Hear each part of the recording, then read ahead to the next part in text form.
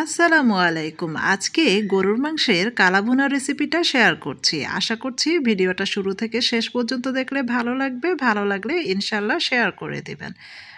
২ KG গরুর মাংস নিয়েছি আর ক্লিন করে যে পাত্রে রান্না করব সেই পাত্রে নিয়ে ২ চা চামচ রসুন বাটা, এরপর ২ চা চামচ আদা বাটা আর হচ্ছে ১ চা চামচ ধনিয়া গুঁড়া আর ভাজা জিরের গুঁড়ো অ্যাড করে দিচ্ছি ১.৫ চা চামচ। আর এখানে কালো গোলমরিচের গুঁড়ো ২ চা চামচ অ্যাড করে দিব।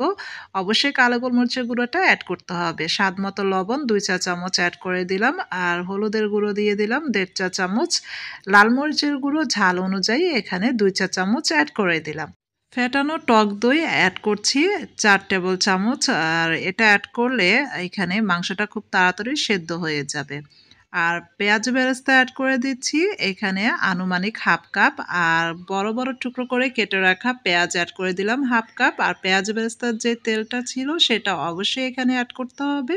তো হাফ কাপের মতো তেল অ্যাড করে দিলাম। আর তেজপাতা, জয়িত্রী, এলাচ, ফেটিয়ে নেওয়া এলাচ, লবঙ্গ, দারচিনি স্টিক ২ টুকরো আর কালো এলাচ নিয়ে নিলাম। এগুলোই গরম মসলা হিসেবে আজকে কালাভুনায় চলে যাচ্ছে। সবগুলো অবশ্যই ক্লিন করে নিতে হবে পরিষ্কার পানি দিয়ে। নিয়ে এরপর খুব ভালো করে প্রতিটা মসলাকে খুব ভালোভাবে এই মাংসের সাথে মেখে নিতে হবে হাত দিয়ে। হাত দিয়ে এই কাজটা করলে খুব সুন্দরে হয়ে যাবে। তো এই তো অলরেডি কিন্তু আমি এই মাংসের সাথে মসলাগুলো খুব সুন্দরে মাখিয়ে নিয়ে এখন চুলায় বসিয়ে একটা ঢাকা দিয়ে চুলার মিডিয়াম ফ্লেমে ১৫ মিনিট রান্না করে নেব। তো ১৫ মিনিট পর ঢাকাটা উল্টে যখন এরকম সমানে চারপাশ থেকে বলক আসা শুরু করবে সে পর্যায়ে নেড়েচেড়ে মিলিয়ে নিতে হবে। আর খেয়াল করবেন অটোমেটিক্যালি মাংসের থেকে অনেক পানি বের হতে শুরু করবে। আর আজকে এই মাংস কষানোতে এক্সট্রা কোনো পানি অ্যাড করা যাবে না। মাংসের ভিতর থেকে যে অটোমেটিক্যালি পানিটা বের হবে এটা দিয়ে চুলার মিডিয়াম ফ্লেমে ৩০ থেকে ৪০ মিনিটের মতো রান্না করে কষিয়ে নেব ভালো করে।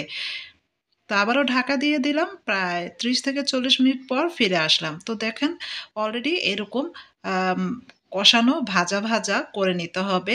আর আমি কিন্তু এর মাঝে কয়েকবার নেড়েচেড়ে দিয়েছি। এখন মাংসটা কষানো হয়ে গেলে চুলায় অন্য একটা প্যান বসিয়ে সরিষার তেল প্রায় ২ টেবিল চামচ দিয়ে এখানে ৪-৫ টা শুকনো মরিচ দিয়ে এরপর ৩ টেবিল চামচ রসুন কুচি দিলাম।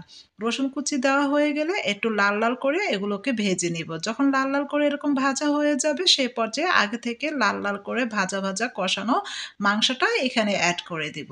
অ্যাড করে দিয়ে অনবরত চুলার হাই ফ্লেমে ১০ থেকে ১৫ মিনিট নাড়াচাড়া করে একটু ভাজা, ভাজা করে নিতে হবে। এরপর এখানে আগে থেকে ভাজা পেঁয়াজ বেরেস্তা উপর থেকে এরকম ছড়িয়ে দিতে হবে। ব্যাস হয়ে গেল আজকের মজাদার এই সুস্বাদু গরুর মাংসের কালাভুনা রেসিপিটা। তো আশা করছি আপনাদের কাছে খুবই ভালো লেগেছে এই গরুর মাংসের কালাভুনা রেসিপিটা। ভালো লাগলে অবশ্যই লাইক আর কমেন্টস করে দিবেন। আজকে এই পর্যন্তই। আল্লাহ হাফেজ।